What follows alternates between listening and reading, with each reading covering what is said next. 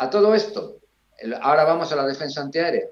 Lo sorprendente es que no aparecieron en el frente los Gepard, unos vehículos blindados que llevan un doble montaje de cañón y que en teoría deberían de ser para batir. Hay varias teorías al respecto. Una, que no han funcionado adecuadamente. Dos, que no tienen munición suficiente para los Gepard. Tres, que se los están reservando para más adelante. No lo sabemos, no aparecieron. Tampoco, contra todo lo que se pudiera esperar, estaban los Mapans, ni Stinger o otra serie de elementos que deberían de haber estado y que esto protegieran a las unidades ucranianas. La cuestión es, además nos encontramos con otro tema. No han levantado los campos de minas. Apenas, primero, las unidades ucranianas apenas han utilizado vehículos de levantamiento de minas. Y cuando lo han hecho, parece ser, lo han intentado hacer simplemente por las rutas por donde avanzaban, las aparentemente más seguras. Sí. En teoría, un campo de minas se levanta primero con artillería. La artillería bombardea la zona donde hay minas e intenta reventar el mayor número de minas posibles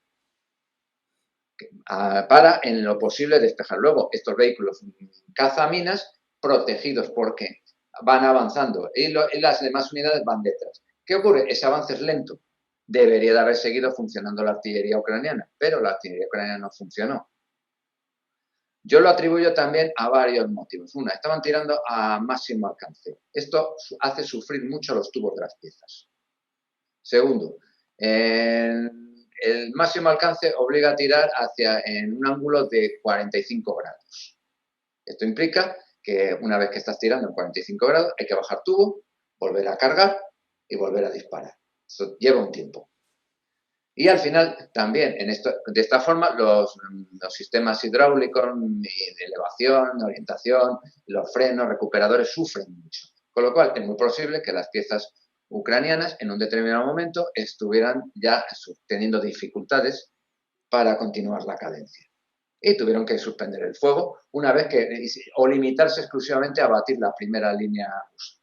Supongo que confiarían en que los rusos se replegarían asustados por lo que se les venía encima, además los Leopard, todo esto, y tendrían éxito. La cuestión es, como se ha visto en tu vídeo, en uno de los vídeos que publicaste, que vemos unas largas columnas de vehículos ucranianos, generalmente precedidos por un vehículo que podría ser en muchos casos un vehículo de levantaminas, o en otros casos estos vehículos norteamericanos que les han transferido y que fueron utilizados mucho en Afganistán, ¿no? Que son unos vehículos altos de ruedas con el compartimento donde va la tripulación prácticamente estanco, que resisten bien las minas y que en todo caso ese primer vehículo se comiera la mina, perdiera como mucho el eje y como mucho al conductor, los tripulantes salieran más o menos indemnes y los demás pudieran avanzar. Es lo que hemos visto. ¿Qué ocurre? Pues claro, los rusos primero lanzan los alegatos y la aviación. Y la lanzan prácticamente descubriendo que no tienen ninguna oposición. ¿Dónde está la antiaérea? Lo único que se hizo es colocar un Iris-T alemán, de fabricación alemana, no que estuvieran allí los alemanes, aunque tampoco, vamos a ver, aquí nada es seguro y ese sistema es un sistema complejo de manejo. Un Iris-T más o menos adelantado que con su radio de acción de 40 kilómetros pudiera aparentemente cubrir, pero claro, a lo que se le vino encima, ese Iris-T no podía, y además fue suprimido por un dron. Es otra de las cosas que hemos descubierto que en esta guerra, que muchos de los sistemas antiaéreos occidentales están muy bien para derribar una aeronave, pero no se enteran de un dron. A mí no me extraña nada porque yo que he sido operador de antiaérea, sinceramente ver un vuelo, un avioncito de aeromodelismo, encontrar el eco de aquello es un milagro. Entonces avanzaron. La aviación ucraniana, la aviación sobre todo, digo rusa, sobre todo los Alligator, fueron fundamentales, se emplearon a placer contra los vehículos blindados. Además, muchos de ellos, al salirse de las líneas, porque iban en línea e intentar hacer una dispersión, que en realidad tampoco lo hicieron, caían en los campos de minas, que no habían previamente levantado. Mayor desastre.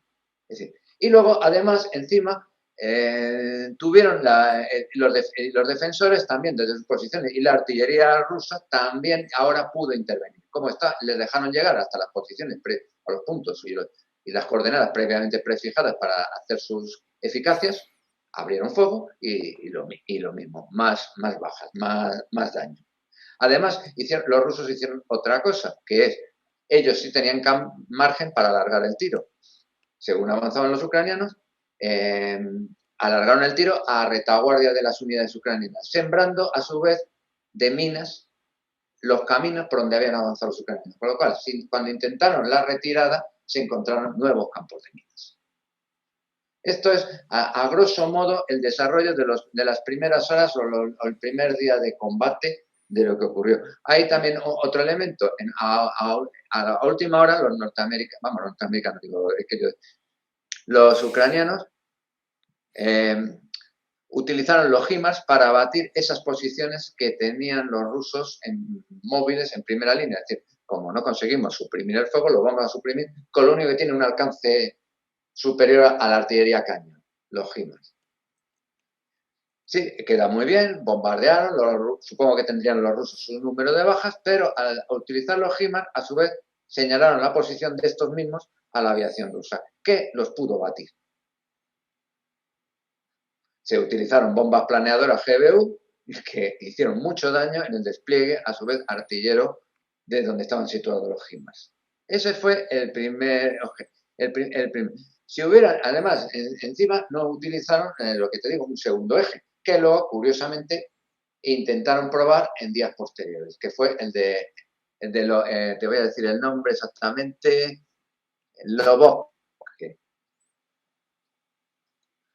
Este eje pegado a lo que es el Dnieper era también una buena línea de penetración.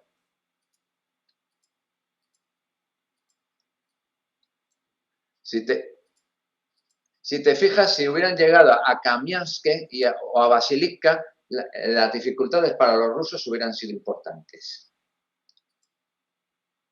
Porque les hubiera permitido tomar el control de una carretera que a su vez les permitiría bien desviar una parte del esfuerzo hacia la central de Nergorda, que esa central evidentemente ni está suficientemente protegida ni hubiera podido hacer frente a un ataque viniéndole de ese flanco, o bien abrir una cabeza de puente para luego ampliarla y poder ya dedicarse a intentar penetrar en el eje Melitopol.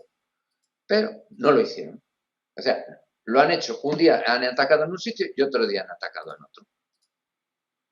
Resultado, además de siempre con el mismo sistema.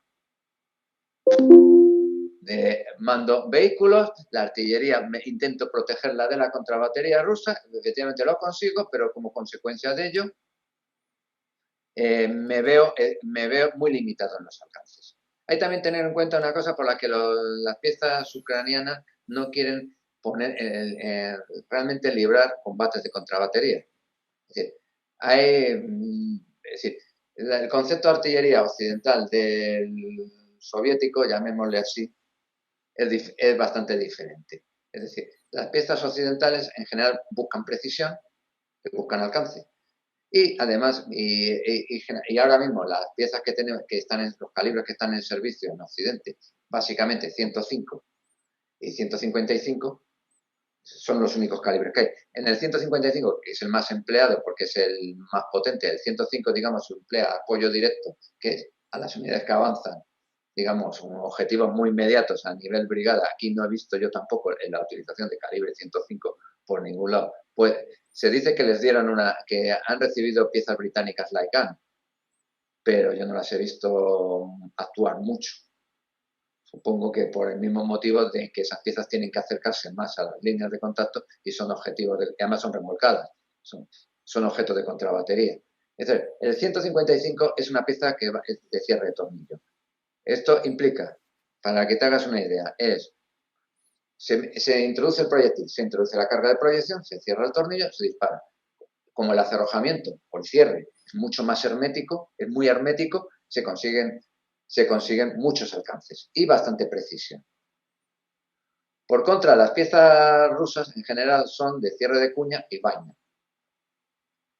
Esto hace su alcance es menor, su acerrojamiento también, pero digamos la cadencia es mayor, porque el disparo está prefabricado. Tú introduces un proyectil, cierras el cierre y disparas. Vuelve a introducir un proyectil, cierra el cierre. Mientras que en la occidental es, meto un proyectil, tengo que meter la carga de proyección a continuación y cierro. Entonces, en esos duelos normalmente intentan eludirlo las piezas occidentales. Utilizan, y también lo hacen los rusos, los HIMARS, en el caso de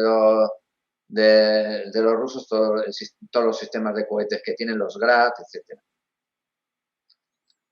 Ahora, la cuestión es que normalmente los cohetes se deben de utilizar precisamente también bien. Hay otro concepto también que tenemos que tener claro. La artillería cañón bate objetivos, la artillería cohete, por mucha precisión y por mucho que me vendan que proyectiles más o menos dirigidos por GPS, etcétera, en su bate zonas. Y te lo explicaré. La artillería cañón, como el disparo sale de un ánima rayada, en alcance, más o menos una vez que tienes puesta la posición, la pieza bien asentada, va a alcanzar siempre el mismo. Lo único que va a tener una pequeña desviación, generalmente tienden a ir a la derecha los disparos.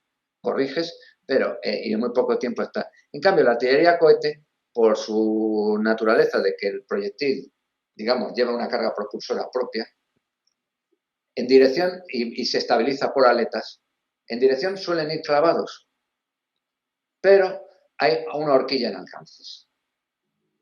Y además, a diferencia de la artillería cañón, que sí puede hacer la corrección, en la artillería cohete la corrección es mínima. Puedes intentar llegar más lejos o puedes intentar llegar más corto, pero siempre vas a alfombrar una zona determinada. Suele utilizarse, por tanto, la artillería cohete para principalmente batir concentraciones de carros enemigos o de fuerzas enemigas, para prohibir pasos, ser muy eficaz, para batir la artillería enemiga, porque si se supone que la artillería enemiga tiene una dispersión, qué mejor que utilizar la propia capacidad de dispersión que tiene la artillería cohete para batirla. No tengo que darle una pieza con que de los alrededores, la metralla, la onda expansiva y todo, se va a cargar a los sirvientes exactamente igual. Mientras que la artillería cañón, se utiliza, oye, que tengo un mortero ahí, quiero que me lo silencies. Un mortero 120, venga, coordenadas y a por ese mortero. Que tengo un nido de ametralladora, pues hombre, a lo mejor en vez de utilizar una pieza, utilizo un mortero. Pero, ¿me entiendes cómo va la dinámica, no? Bueno, y tanto. Yo no sé si quieres comentar algo más o ya te hago algunas preguntas que me han parecido muy interesantes a raíz de tu intervención. ¿Cómo quieres? Bueno, mira, te iba a comentar una cosa que se me ha olvidado antes y que también